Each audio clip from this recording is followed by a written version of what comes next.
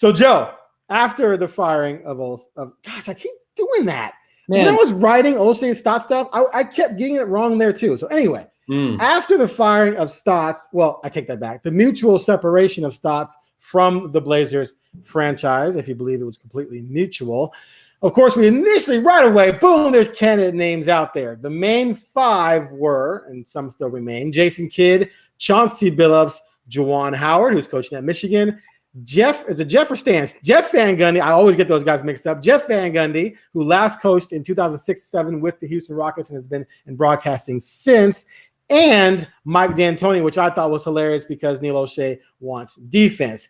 Let's start with Kidd because Kidd's name went to the forefront right away because Damian Lillard spoke to Chris Haynes of Yahoo Sports, and according to Chris Haynes, who put up a story the same day that Stotts was departing from the Blazers, stated that Dame said, "I want Jason Kidd," which was fascinating to me. I can't remember the last time a star player came out within hours of his coach being dismissed and naming the person that they want and allowing it to be on the record. What did you think about that whole situation? And then, of course, a day later, Kidd removes his name from the process. Yeah, it was all a surprising development. It's kind of unlike Dame to go that route. I don't know that it served him as best as he wanted to, if that's truly what he wanted. But, you know, we kind of went over this before we had technical difficulties, but I think there was a lot of emotion that happened after that year when, you know, you have these expectations of being in the MVP race and expectations of being in the championship hunt and all of that kind of crumbles. And then you kind of lose the only coach that you've had that you've supported for years, you know, up until the end. And I just, you know, I think there's a lot of emotions that go into that. And so it was probably him reacting to that and being frustrated and wanting to say, hey, this is kind of what I want. That said, he has and will continue to have significant input in both this coach search, but in roster moves. He has had input along the way on free agent signings and potential trade candidates. The Blazers always keep him in the loop on that sort of a thing and kind of gauge his opinion on those sorts of things. So I was surprised to see how emphatically he came out in that moment. But again, I think a lot of it was just kind of just the fallout from the season and his emotions. What was your take on that? I was a little bit floored. Mainly because it was like, okay, does he not know Kidd's background? Because right away fans were not happy, at least on social media, because Kidd pled guilty to domestic violence from a 2001 incident with his wife, now ex-wife, and then during their divorce proceedings, she claimed alleged some other domestic abuse, instances that occurred. So my hunch is that Damian probably didn't know about those things when he right away put out there, "I want Jason Kidd," and then 24 hours later, Kidd removes his name from the process, saying he didn't want to put the franchise and Lillard in an awkward position because now this hurts their search because it's out there that Damian wants him. I think that's probably partly true. I think it's also probably partly true that the backlash might have had something to do with it. I think the Blazers were probably like, we can't make this hire. Look at the reaction to this already. I think Dame was probably like, yeah, we probably can't make this hire.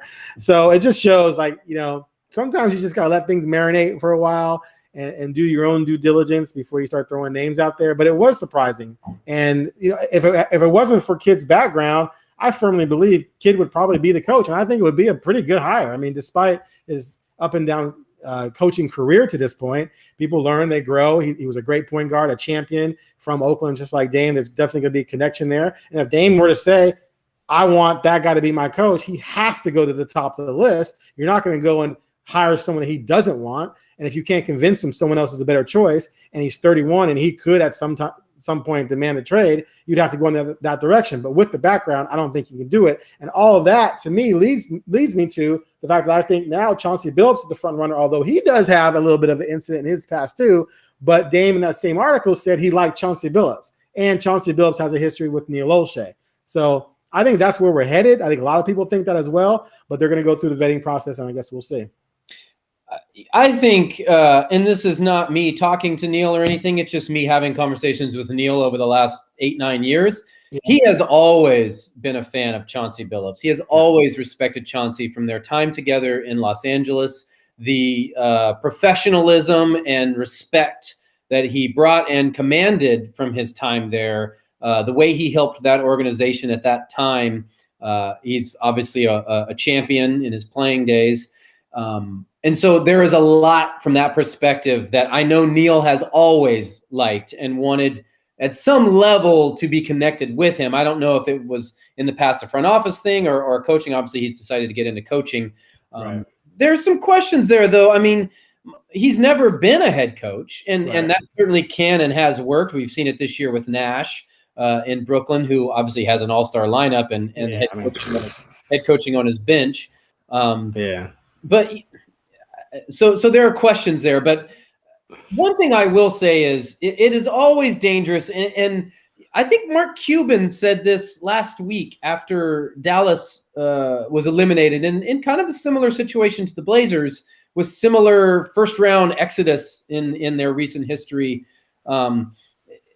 If you're going to fire a coach, if you're going to part ways with a coach, however we're calling this, you better have a plan in mind. There better be somebody that you think you can get, that you want to get, that you envision moving in, because otherwise, the grass is quote unquote not always greener, and you can set the franchise back even further. So Neil is despite how fans, and he's got a very checkered opinion from fans right now, but he's a smart guy. He knows what he's doing. And so I would think that he had a plan in mind, and I think he had kind of, privately targeted Chauncey. But other candidates emerge in the process. Chauncey may fade or stay or whatever. So it that's still to be determined. But you said that you thought the kid would have been a good hire. He's a guy who's left every place he's been throughout his coaching career in awful terms. So I don't know.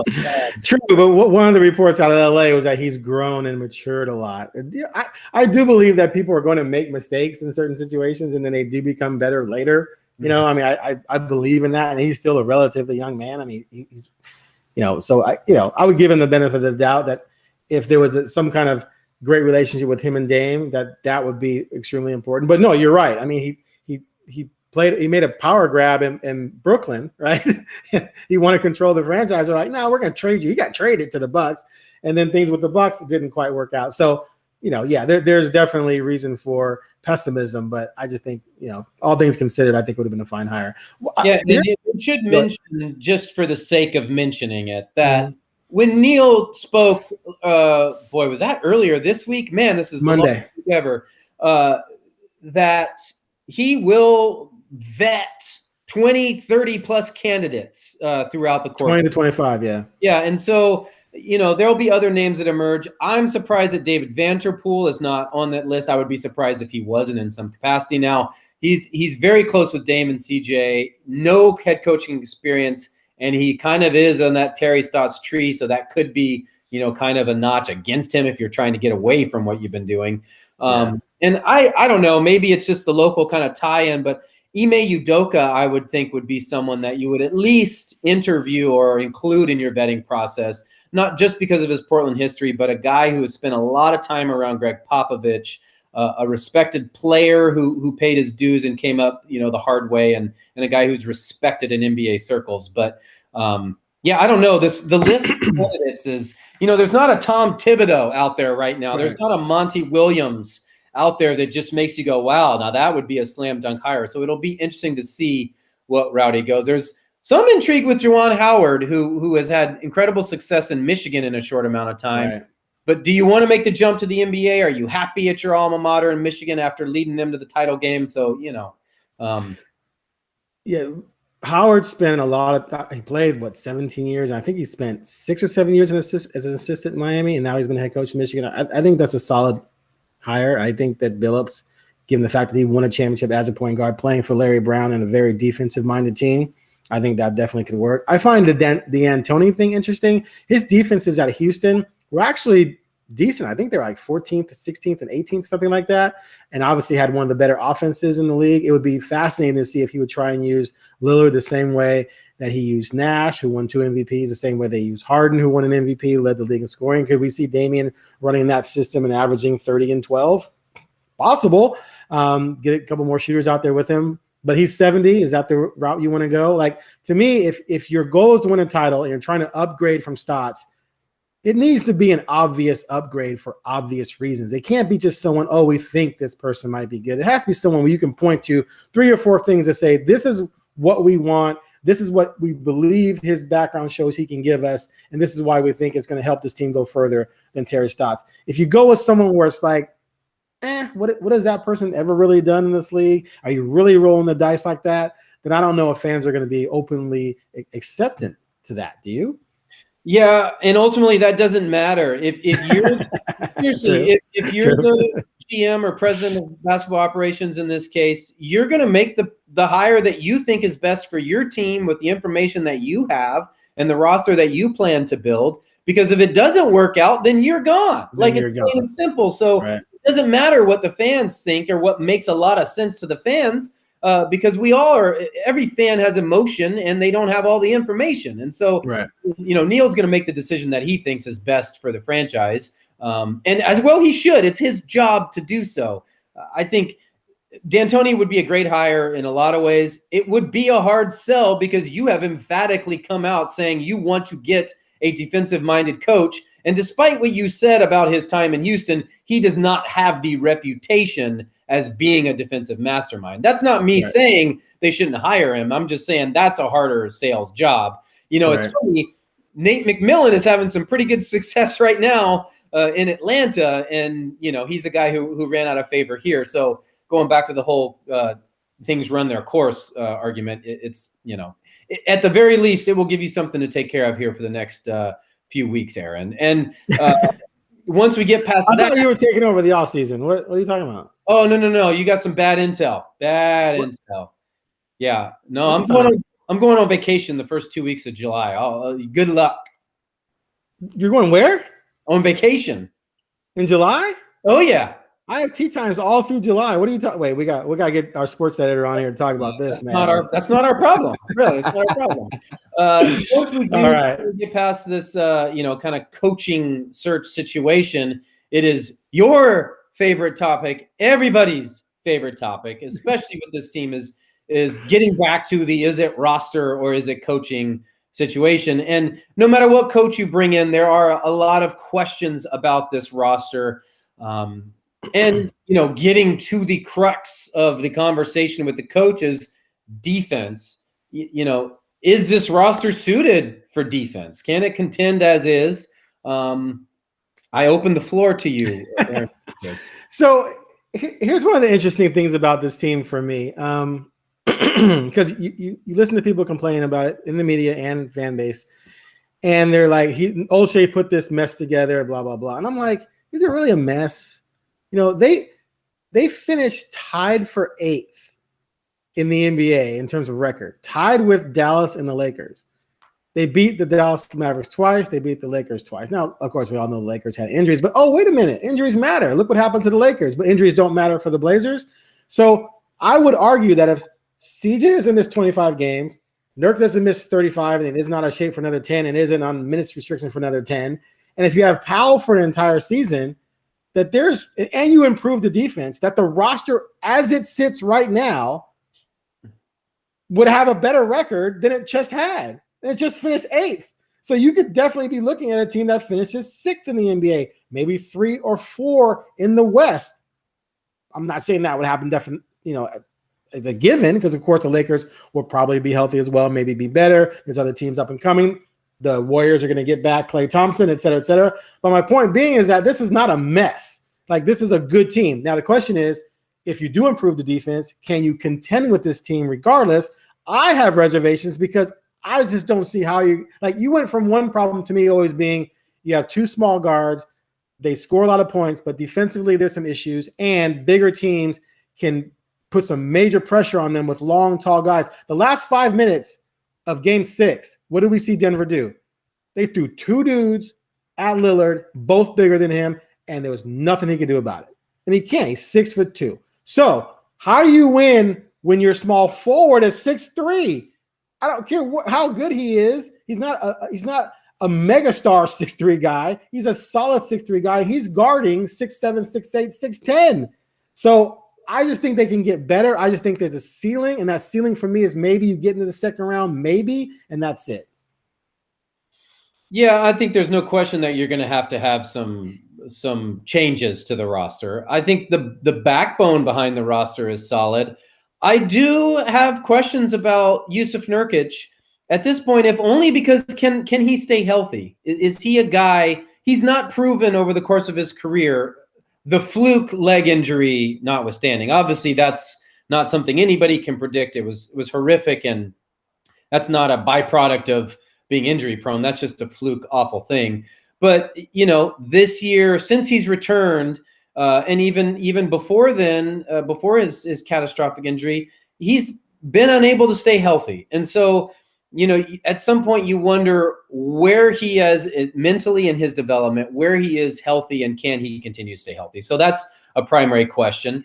The never-ending Dame and CJ pairing, what do you do with CJ? Can he fit? I have long maintained that it is, with a backcourt of Dame and CJ, it is incumbent on the front office to put pieces around them that they can succeed. You just need to accentuate that roster. I agree with you in getting back to your point is it's not a mess. It's not an unfixable, blank show. There are a lot of good players on this team. I think Robert Covington is exceptional in his role, had a really good season. Powell, I think, exceeded what Blazers fans expected, from what they remember seeing. He was not that well known, I guess is what I'm trying to say. And he was really good. If there aren't a couple of disappearing acts, CJ included, in the playoffs, maybe this team is still playing. So you got to shore up the bench first and foremost. Carmelo, I think, is probably not going to come back. Cantor, you've got to get a big man who can play some defense, who can do more than just, get you rebound putbacks. And for everything Cantor brought you, and he brought you a lot, you need more defense on that second unity. You're talking about defense being a DNA of your team.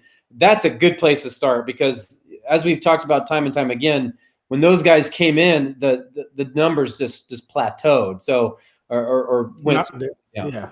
So not plateaued. Right.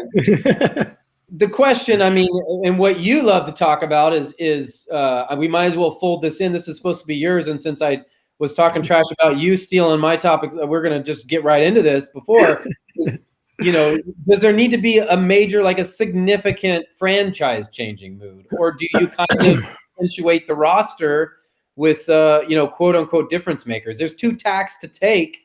I don't know what path you take there. It's such a difficult situation, and this is one of the things that kills me. Whenever I have a conversation with anyone about Olshey, and they go on and on about not being able, basically comes down to they haven't been able to contend with Lillard. And I don't think people understand how difficult a job it is to try and build a championship team around a 6'2" guard as your best player, and do so in a small market, and do so when you're good and you're not falling into top 3, top 4 picks. Someone I was talking to recently was like, they should get Danny Ainge. He drafts way better. I'm like, what are you talking about? Look, Jason Tatum and Jaylen Brown. I'm like, the 3rd and 2nd picks in the draft. What are you talking about? Of course, you're going to have more success drafting the top 3 than you do at 25. Most picks, 20 through 30, do not even have long careers, let alone become all-stars. So it's a really difficult situation there. You can't get marquee free agents to say, hey, I want to go to Portland. Even though Dame is here, if Dame's in LA, I guarantee you there'll be a lot of people going, I'd like to go play with Dame in LA. Dame's in New York, Dame's in somewhere like Miami, whatever. But no one's thinking about coming to Portland. They're just not. I know people don't like to hear that. I know people who live here love Portland, and that's great. But Kawhi Leonard, Paul George, LeBron James, Kevin Durant, when all those guys were available, Portland, Harden mentioned Portland as one of us, but Harden wanted to be in Brooklyn or Philly. That's just a given. So it's a tough situation. So how do you make this happen if you want to win? Because the thing that's killing me is that it's not that fans are mad because they're in the lottery again, or they didn't make the playoffs and they're not very good. They're mad because they lost in the first round. So the expectation is to get deep into the playoffs, to be a top 4 team in the league. That's the expectation in Portland, Oregon. That's insanity to me. But if you're Neil O'Shea and you have that pressure on you, the only way to get there is to acquire another major star. And the only way for that to happen is to make a trade. And the only piece you have on your team that could potentially do that is CJ McCollum. That's the catch-22. But can that happen? Does that happen? Is that even possible? I don't know. Oh, it's definitely possible. Is it to trade CJ for an all-star? Like who's giving up a surefire all-star? I can't talk about you speculate about who you would be able to trade. But that's what it's going to take to contend. That's the catch-22 here. It's going to take another major star to contend. How do we know this? Because virtually every title team ever had 2 major stars or a bunch of other fringe all-stars or, major marquee, mega all-time great players. It's just a fact. So the idea that they're going to magically be the one team that wins a title with one all-star, it's just nonsense. Well, you talk about the Billups Pistons. I think they're the classic example. That's one in 40 years, and they only won it because Kobe and Shaq were fighting like children. It's also a different era. I think it kind of endless or back channels works back to the conversation of this season falling apart and how frustrating it is for Blazers fans. When you look right now at the avenue to getting to the finals or to the Western Conference Finals or whatever, all these teams that are out there right now have either never won a title or haven't won them in 30, 40 years. There's no LeBron's Lakers. There's no Warriors in there right now. There's the Nets, though. Nets are not going to lose, but go ahead. Yeah, we'll see about that. But I mean, I'm just saying, like, there's all this new blood. And so the path to at least get to the finals or for a deep run, it was right there for the taking. And you've got a once in a generation player like Damian Lillard. And that is the other frustrating aspect for Blazers fans is they feel like the franchise right now is wasting an opportunity with this once in a generation player to capitalize on that. And I think you can get guys to play next to Dame. It is incumbent on you to make trades and build a roster around them. I think we both loosely agree that the roster is talented despite what some of the talking heads think, and it's not a mess. But, you kind of fold all those things together, and what makes things so much, extra frustrating for fans right now is there was a legit path for a deep playoff run, and you've got a franchise player who is in his prime, that has done so much and at a position or a spot in his career where he can make that kind of emphatic noise. That's what makes it so frustrating. And I hear that, but there's a bunch of players. Like, I think sometimes fans think that their guy's the only guy. Like, Dallas has a player who is going to be one of the greatest players of all time. Yeah, but he's just 20. He's young. Right. He's young, throwing up 30-point triple-doubles. Right? Harden hasn't won a title yet, so he joins forces with Durant had to go win one with the Warriors, but he had. My point is, there's great players, other great players. Westbrook hasn't won it. Like, there's so many great players in the league who haven't won titles. The idea that Dame is somehow special in that regard doesn't make sense to me. And in order for that to happen, you have to have other dudes. Like, let's take Phoenix. Phoenix was bad. Well, being bad got them the number 1 pick in the draft. Mm-hmm. Had Portland been really bad the last couple of years and had the number 1 pick in the draft and came away with, Luka Doncic, like something like that, then they would be in a different position. But they weren't ever bad to do that. And then they go out, Phoenix gets Chris Paul. Well, would Chris Paul have fit in Portland? Would you trade for Chris Paul to play along with Dame and CJ and then pay Chris Paul $41 million? Like, it wasn't a fit. So had Chris Paul been a small forward and was available at 33 years old, perfect, go get Chris Paul. But it wasn't the right fit, but he was the right fit in Phoenix, and now Phoenix has ascended. Is that anyone's fault, or is that just circumstances? Like, that's why I just don't understand where some of the negativity and venom comes from, and the anger. Like, it's one thing to be disappointed. There's so much anger and negativity and nastiness out there, and I don't think people are following the NBA. Tell me in the last 40 years what this team looks like in terms of other champions. None. So the idea that they're going to be able to pull this off without a major deal to land another major star, to me, is absolute fantasy. And I've been seeing that since CJ became a star in 2016. They're never going to win a title with those two as the best two players. And I think they know that internally. I believe they know that, but they can't find a way to fix that because it's tough to make a deal to get a star to want to come to Portland. Well, and the ultimate question is it gets back to Dame, and I keep seeing national story after national story about the Blazers trading Dame and all this sort of it's laughable and ridiculous. It's asinine. It's just I have just reached a point where it's like I think these people just have nothing better to like write about, and they're like, oh well, this just happened. I'll just kind of go here because here's a trade offer. Yeah, it's like it's not based in fact or even in reality, and anybody with any common sense wouldn't even suggest it. I mean, I don't see a scenario where that happens, and I don't understand why it pops up. But ultimately, Dame's happiness is paramount for this franchise. Yeah, I mean, the trade offers that are being thrown out there are just like Portland, would just be ridiculous to even entertain some of them. It's like what I'd rather have nothing than what you're basically saying they should take for Lillard. I'd rather just have the cap space and move on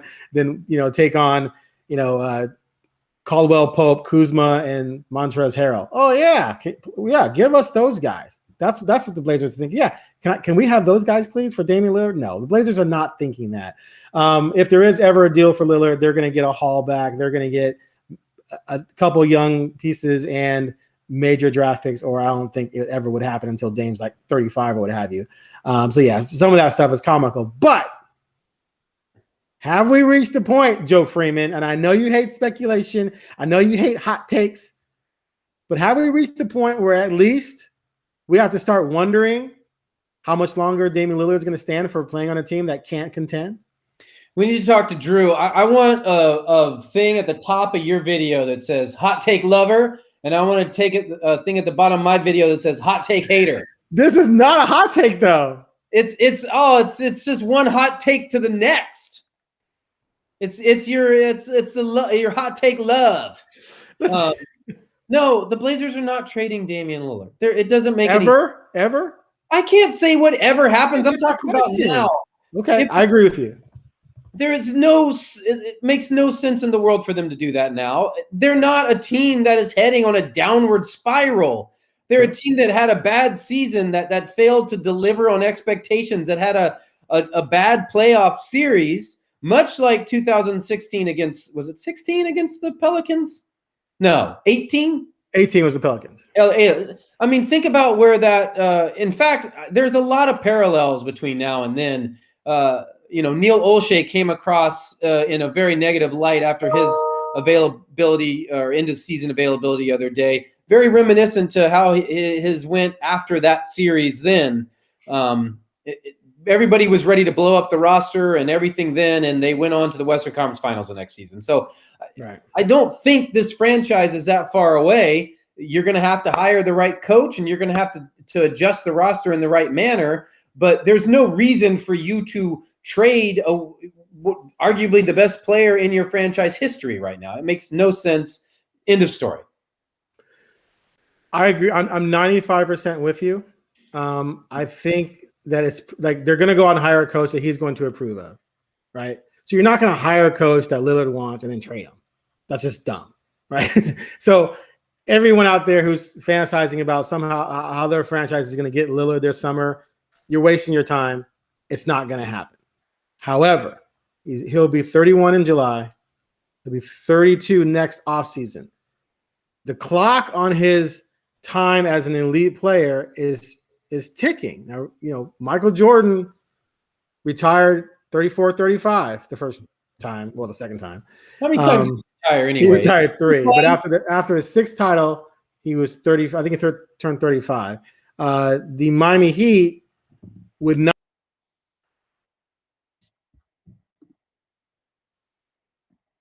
Oh, I can only imagine where this was going to go. When we start talking about Michael Jordan weaving into this, it's going special places. Oh, wait, is he coming back? No, I apologize for all the technical difficulties. It is out of our hands. We've had a tough go today between my 6-year-old daughter interrupting and losing my audio at one point, and now we've lost Aaron's video. So I think it was just, it's kind of a fitting video cast here for how everything's gone with the end of the Blazers season. I think it's kind of just ropes right into that situation. So hopefully Aaron rejoins us here shortly and is able to finish up his point, which probably would feature some kind of hot take conclusion there. There it is. You back? Dude, what is going on today? I know. I was just telling people that we're having but it's kind of fitting for the Blazers end of the season. Yeah, it's nice. You know, I will say we've done many of these, and I think one time we had a glitch where we lost the video, but every other one went off without a hiccup. So we're getting all of our issues rolled into one here. It's annoying. Anyway, as I was saying, Miami would not resign Dwayne Wade at 434 and let him walk to Chicago. So you start getting in that 34, 35 range for a guard, especially. It's like you have to make a decision, because if they're making a ton of money, if they're making 40, 50 million, which Dame is going to start making here soon, then at some point it becomes beneficial for the franchise to make a move, and it becomes beneficial for the player if the player feels like they can't contend. So my feeling right now on that is this. As long as they have a team where Damian Lillard feels they have a shot and they don't win it, I think he'll be cool with that based on what he said in the past. He said, if we shoot our best shot and we don't get it, I'll be cool with that.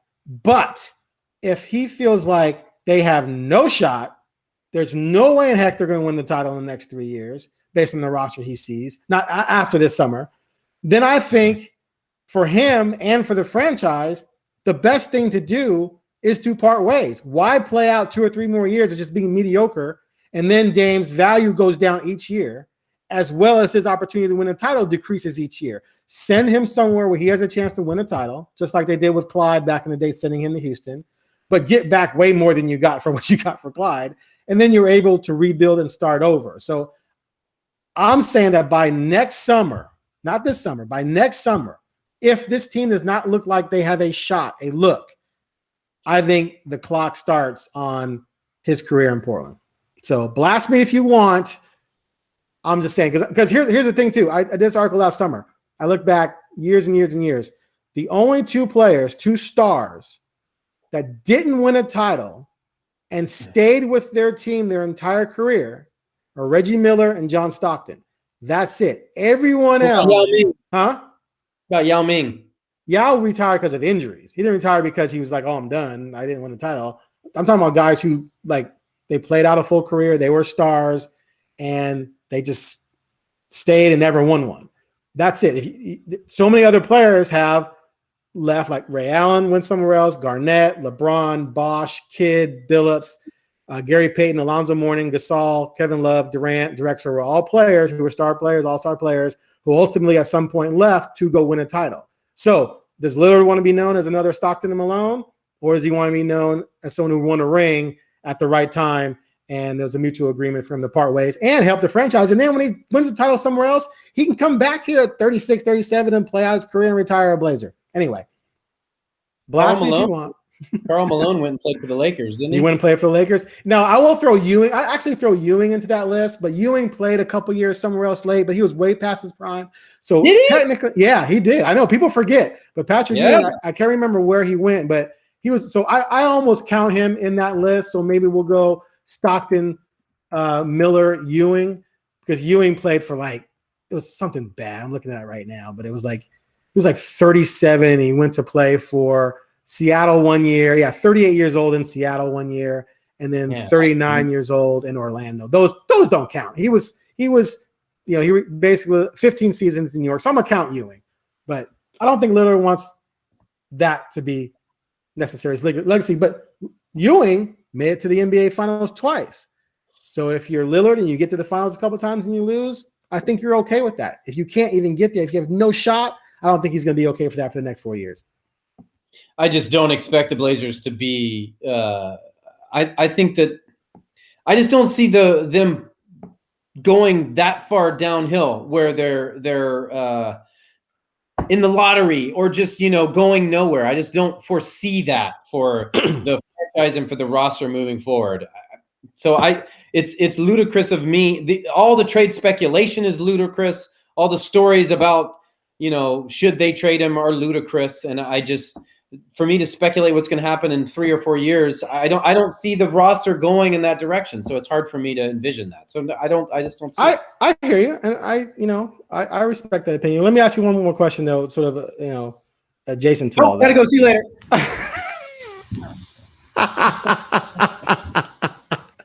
At first, I thought maybe your child had set the kitchen on fire, but the way you were moving on that was pretty good. Think about this, though. If Lillard had not been saying what he's been saying for years that he wants to stay here, would you have the same thought process? Because so many other guys who haven't won somewhere have gone elsewhere. Like, basically, the entire league. Who in the league? When was the last time someone won a title? As a matter of fact, during Lillard's career, the only 2 megastars or superstars that have won a title in their original place of being drafted without having ever left are Curry and Duncan, right? And Clay, if you count Clay. I don't count him as a megastar, but go ahead. Miami did no. Well, okay, so Wade won with LeBron coming. Okay, so Wade would be one, but that required 2 other guys who would fit in the category I'm talking about. So my point is that star players are bouncing around the league like crazy, like pinballs. They're going all over the place. And Dame hasn't entered that realm because he doesn't want to. He thinks it's corny. But if he had never said all the things he said, I don't think we'd be as feeling like he's going to stay. I think it'd be like, when's he going to leave? Yeah, and if the Blazers had drafted Michael Jordan, we'd be having a different conversation right now. Again, it's just crazy. Like, you have to, he said all these things because that's who he is, and that's what he believes in. And at some level, he probably over his life, he's been loyal to a fault in a lot of ways.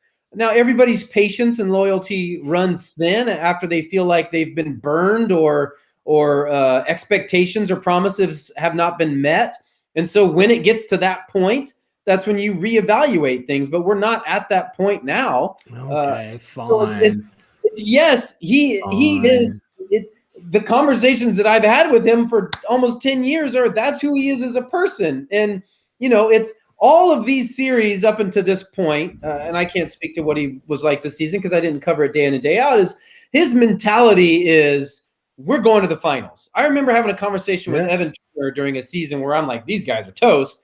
And Evan's like, man, this dude, he doesn't have any vacation plans. He's got his calendar booked. Like, he thinks he's going to the finals. He goes into everything with that expectation. And so that's how, as resolute as he is at that, is just how he is in everything. It guides him in his personality. And, he has long talked about, I don't want to leave, but maybe they're going to at one point want me to go. And so you could see at some point in this long away future that you like to talk about, where if things don't go the way that people want or expect them to go, that things change from an organizational standpoint with all the money invested in. And if their expectations aren't met, then it's better for them to move on. And so I could see something like that.